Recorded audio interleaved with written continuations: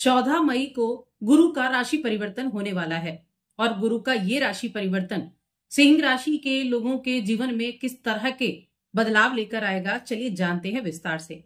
जय माता दी दोस्तों, आप सभी का स्वागत है हमारे YouTube चैनल अमृता एस्ट्रो में। और आज की इस वीडियो में मैं बात करने वाली हूं इस महीने होने वाले गुरु के गोचर के प्रभाव के बारे में। देखिए, आप सभी ने अभी काफी सुना होगा कि गुरु अतिचारी होने वाले हैं और गुरु के अतिचारी होने की वजह से बहुत बड़े बदलाव भी आने वाले हैं। गुरु को अगर हम देखें तो देखिए, गुरु धनु राशि के और मीन राशि के इन दो राशियों के स्वामी होते हैं। और गुरु को कुंडली में आप ये मान सकते हैं कि गुरु की जहां दृष्टि जाती है वहां गुरु हमेशा, उनकी दृष्टि बहुत पवित्र दृष्टि कही गई है। गुरु जहां जहां देखते हैं, गुरु वहां उस घर से आपको लाभ दिलाते हैं, यानी कि गुरु की कृपा हमेशा बनी रहती है। यह हमारी कुंडली को संतुलन करने का काम करते हैं। अभी तक गुरु वृषभ राशि में विराजमान थे, आपके 10वें भाव में, और अब 14 मई को गुरु मिथुन राशि में प्रवेश करने वाले हैं। लगभग 12 से 13 महीने एक राशि में रहते हैं, उसके बाद राशि बदलते हैं।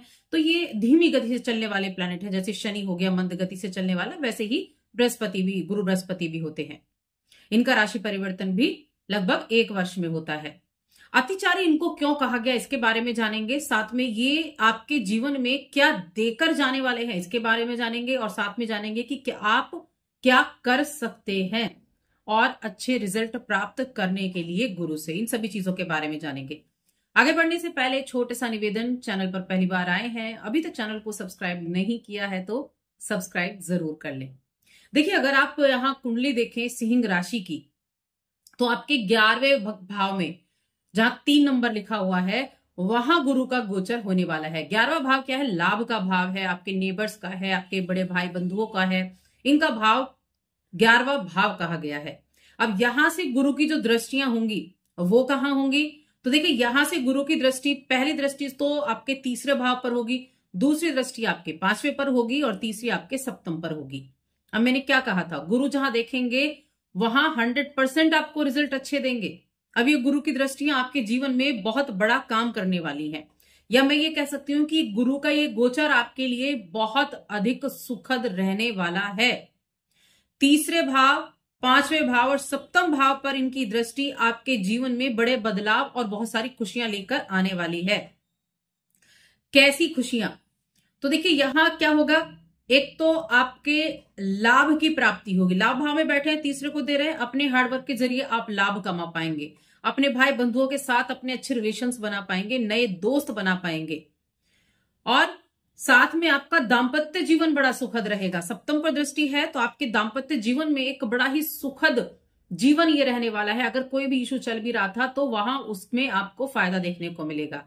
अब शनि की ढैया चल रही है आपके ऊपर, और इस शनि की ढैया में ये राहत देने का कार्य करेंगे गुरु बृहस्पति। आपके दाम्पत्य जीवन को अच्छा करेंगे, आपके वैवाहिक सुख को बढ़ाने का कार्य करेंगे। और 5वें भाव पर दृष्टि है तो 5वें भाव क्या है? 5वें भाव है प्रेम का, शिक्षा का, संतान का। और गुरु जो है वो संतान के कारक भी हैं, बुद्धि देने वाले भी हैं, और आपके विवाह के कारक भी हैं, धन के कारक भी हैं। तो इनका यहां आना संतान प्राप्ति के योग बनाएगा इस अवधि के दौरान। टाइम मैं आपको बताऊंगी कब से कब तक, अतिचारी का भी मैं आपको मतलब बताऊंगी।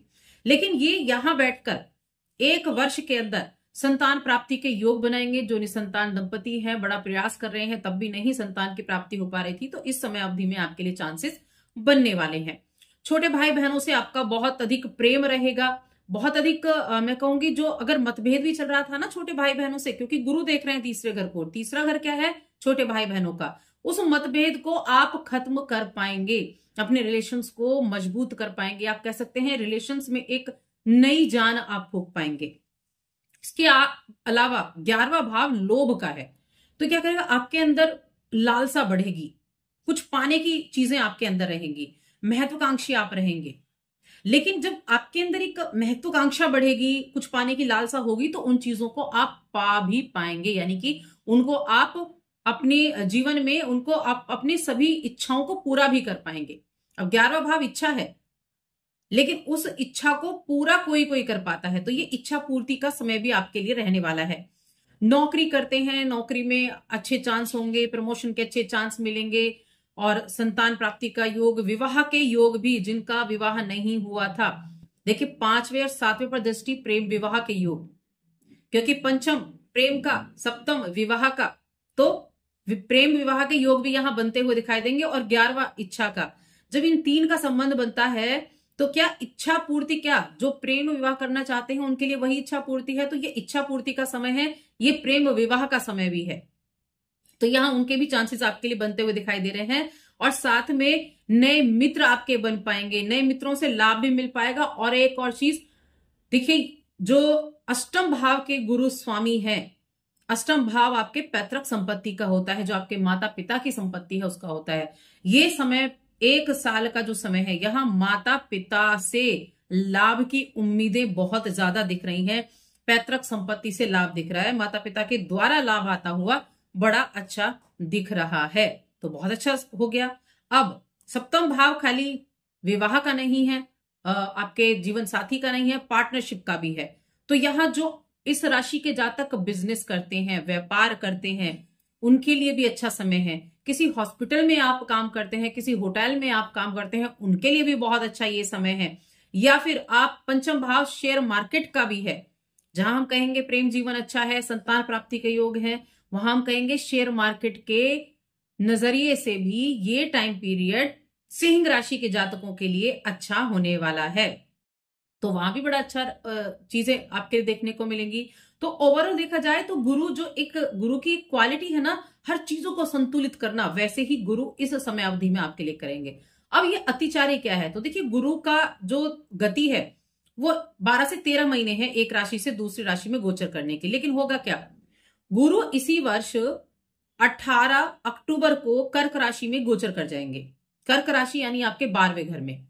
जो गोचर उनको 1 वर्ष में पूरा करना है वो उसको अभी 18 अक्टूबर को कर लेंगे और कुछ वक्त के लिए वहां रहेंगे, 5 दिसंबर तक वहां रहेंगे। 5 दिसंबर को वापस फिर से ये आ जाएंगे आपके 11वें घर में। तो जब गुरु तेज गति चलने लगता है ना, उसको अतिचारी बोला जाता है, और अगले कुछ वर्षों तक गुरु अतिचारी रहने वाले हैं। इसीलिए अतिचारी गुरु जिन रिजल्ट को वो पहले देने वाला है वो जल्दी जल्दी देना शुरू करेगा। तो इसीलिए कहा गया कि अतिचारी गुरु बहुत कुछ बदलते हैं, क्योंकि वो तो अपनी गति को तेज कर देते हैं। तो इस समय अवधि में ये टाइम जरूर नोट करके रखे, 18 अक्टूबर से 5 दिसंबर तक इस समय अवधि में आपको ध्यान रखने की आवश्यकता होगी, क्योंकि ये वो टाइम पीरियड होगा जब आपके लिए सावधानी बनती है। बहुत मोटा खर्चा ना करना, अपने खर्चों पर कंट्रोल करना, अपनी जॉब वगैरह में भी ठीक से ध्यान रखना, अपने हेल्थ का ध्यान रखना। इस पूरे गोचर में ये टाइम पीरियड आपको ध्यान रखने की आवश्यकता है, और मैं उपाय बताऊंगी जो आपको करने होंगे, वो उपाय आपके लिए बहुत अच्छे होंगे। अब ये उपाय क्या होगा, तो देखिए सिंह राशि के जातक हैं तो आदित्य हृदय स्तोत्र का पाठ करना बनता है। आप आदित्य हृदय का डेली पाठ करिए, कोई भी किसी भी तरह की प्रॉब्लम आपको कोई नुकसान नहीं पहुंचा सकती। राम रक्षा स्तोत्र का भी आप पाठ कर सकते हैं डेली। अगर आप पूरा पाठ एक दिन में नहीं कर सकते हैं तो आप एक एक पेज भी पढ़ सकते हैं, कि जो आदित्य हृदय का पाठ है उसको भी आपने किया, राम रक्षा स्तोत्र है, तो ये आप कर सकते हैं। आप यकीन मानिए, आपकी कुंडली में जो नेगेटिव प्लैनेट होते हैं ना, जो परेशान करते हैं, और आपकी जो कुंडली है उसमें जो अच्छे प्लैनेट होते हैं, आप अगर उनको मजबूत कर लें तो कहीं ना कहीं नेगेटिव के ऊपर वो भारी पड़ते हैं। तो इसीलिए अपने राशि के स्वामी को मजबूत कीजिए, 2 चीजों का पाठ करना आप शुरू कीजिए। शनि की ढैया भी चल रही हो तब भी, तो ये समय बहुत बेहतर है, इस समय का लाभ आपको जरूर उठाना चाहिए। और बस आज की इस वीडियो में भी इतना ही। वीडियो कैसी लगी हमें कमेंट करके जरूर बताएं। जय माता दी।